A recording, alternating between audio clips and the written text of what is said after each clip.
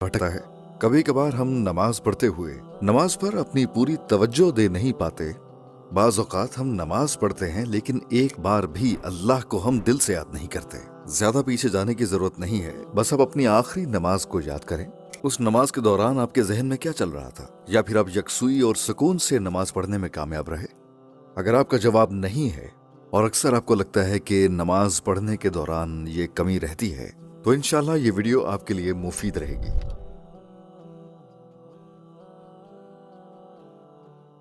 बदकिस्मती से ऐसा होता है कि हम नमाज पर अपना ध्यान मरकूज नहीं कर पाते।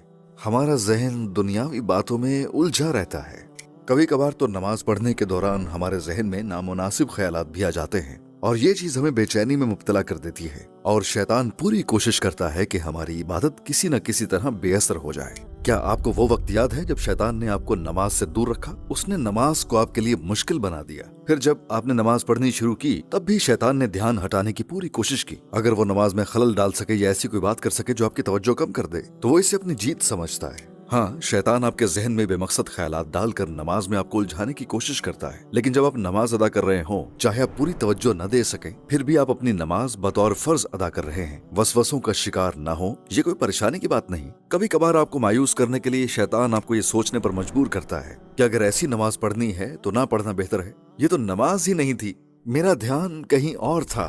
नहीं भाई, नहीं बहन, ऐसे ख्यालात को हरगिज अहमियत न दें, क्योंकि हर वक्त मुकम्मल यकसुई और सुकून से नमाज पढ़ना मुमकिन नहीं। ये कैफियत बरकरार रखना मुश्किल होता है, लेकिन जितना ज्यादा आप इस पर काबू पालेंगे, आपकी नमाज उतनी ही बेहतर हो जाएगी इंशाल्लाह। इस वजह से मैंने 7 नकात की एक फहरिस्त बनाई है जो हमारी नमाज में मददगार साबित होंगे और हमारी तवज्जो और यकसुई में इजाफा करेंगे। आपको नमाज साफ सुथरी और सादा जगह पर पढ़नी चाहिए। अगर आप किसी बेतरतीब कमरे में नमाज पढ़ते हैं या ऐसे कालीन पर जिसका डिजाइन नुमाया हो या जिस जगह मुख्तलिफ नमूने बने हो, तो ये आपकी तवज्जो हटा सकते हैं। ऐसी चीजों की वजह से मुमकिन है कि आपके जहन में गैर मुतल्लिका ख्यालात आना शुरू हो जाए। अपना मोबाइल फोन दूर रखें। आप उसे एयरप्लेन मोड पर डाल सकते हैं या उसकी आवाज बंद कर सकते हैं। इस तरह आप नमाज के दौरान नोटिफिकेशन, पैगामात और कॉल से परेशान नहीं होंगे। अगर आप ऐसी हालत में नमाज पढ़ें जब आपको बैतुल खला जाने की जरूरत हो या आप बहुत भूखे हो, तो आपका ध्यान नमाज पर मरकूज नहीं रह सकेगा। इसलिए बेहतर है कि पहले अपनी जरूरियात पूरी कर लें और फिर नमाज अदा करें। अगर आप फजर की नमाज के वक्त बहुत ज्यादा नींद में हो,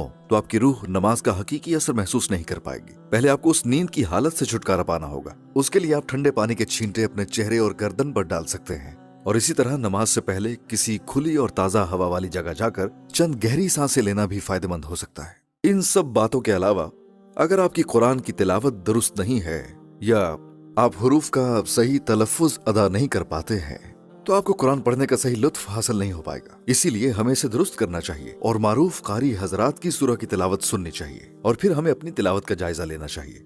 यकीनन मैं आपसे ये नहीं कह रहा हूँ कि आपको कहीं इमाम काबा बनना है, लेकिन अगर हम अपनी तिलावत और तजवीद को बेहतर बना लें और इसकी बाकायदा तालीम हासिल करें, तो हमें नमाज में ज्यादा सुकून और लुत्फ हासिल होगा।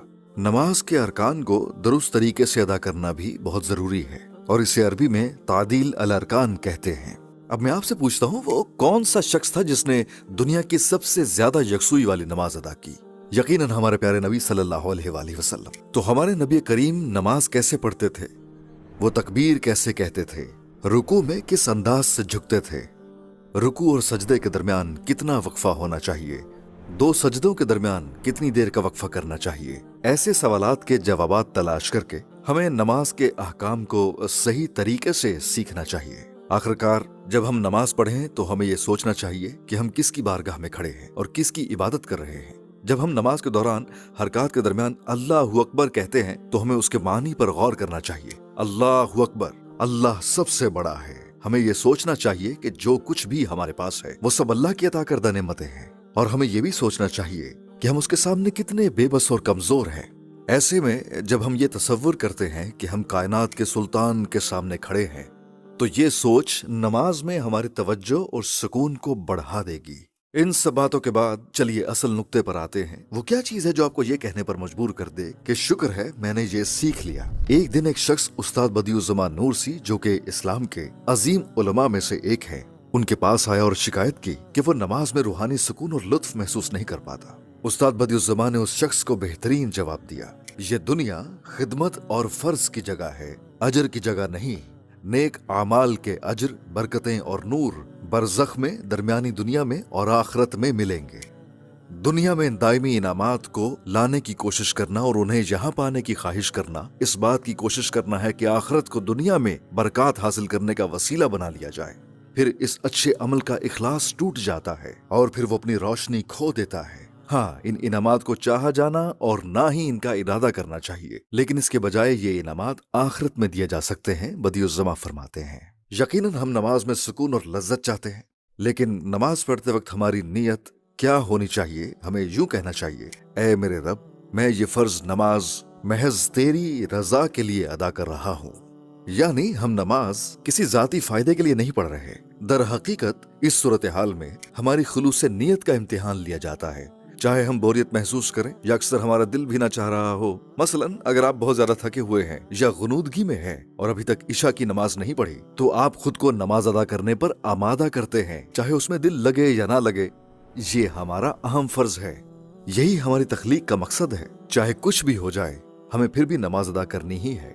ये खुशू खुजू और ये कल्बी सुकून जो हम जानते हैं, वक्त के साथ आ ही जाएगा, चाहे हर वक्त महसूस ना हो। तो हम क्या करें कि हमारी नमाज मुकम्मल यकसुई और इखलास के साथ हो, सिर्फ अल्लाह की रजा के लिए हो। जितना ज्यादा हम अपने खालिक को पहचानेंगे, उतने ही इखलास से उसकी इबादत करेंगे। तो हमारी असल परेशानी मारिफत इलाही की कमी है। मारिफत इलाही क्या है? ये अल्लाह को पहचानने का तसव्वुर है।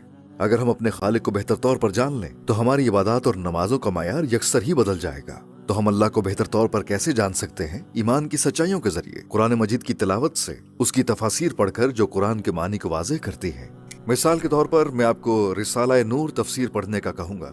ये रिसाला नूर पढ़ने से हम अपने रब को बेहतर जान सकेंगे और यूं हम अपने मसाइल हल कर सकेंगे इंशाअल्लाह। जो कुछ भी इंसान दिन भर करता है, उसी से ही जुड़े ख्यालात उसके जहन में आते रहते हैं। मसलन अगर मैं पूरा दिन फुटबॉल खेलकर गुजारता हूँ, तो ख्वाब में भी फुटबॉल ही देखूंगा और यहाँ तक कि नमाज में भी वही चीजें जहन में आएंगी। अब जरा इसे हम दूसरे जाविये से सोचते हैं। अगर हम अपने जहन को ईमान की हकीकत, मारिफत इलाही और कुरान से भर लें, तो आप क्या समझते हैं कि नमाज के दौरान हमारे दिमाग में क्या आएगा? हम रब्बुल आलमीन के बारे में सोचेंगे। जो सच्चाइयां हमने सीखी वो हमारे दिमाग में आ जाएंगी, हत्ता कि हम ख्वाब में भी कुरान पढ़ेंगे। इसीलिए हमें अल्लाह के पहले हुक्म पर अमल करना चाहिए। अल्लाह ने कुरान की पहली आयत में हमें जो करना है वो बता दिया है। तो पहली आयत क्या है? इकरा, पढ़। तो हमें कुरान पढ़ना चाहिए। कायनात की किताब को पढ़ें। बादलों को देखकर हम कायनात की खुली निशानियों को पढ़ सकते हैं। पहाड़ों को देखें, फूलों और सितारों को देखें, अपनी जात को समझें। उसके बाद इंशाअल्लाह अब अपनी नमाज सुकून और इखलास के साथ अदा करना शुरू हो जाएंगे। वैसे अगर आपके पास कोई तजावीज़ हैं जो नमाज में आपकी तवज्जो मरकूज रखने में मदद देती है, तो आप उन्हें कमेंट सेक्शन में शेयर कर सकते हैं।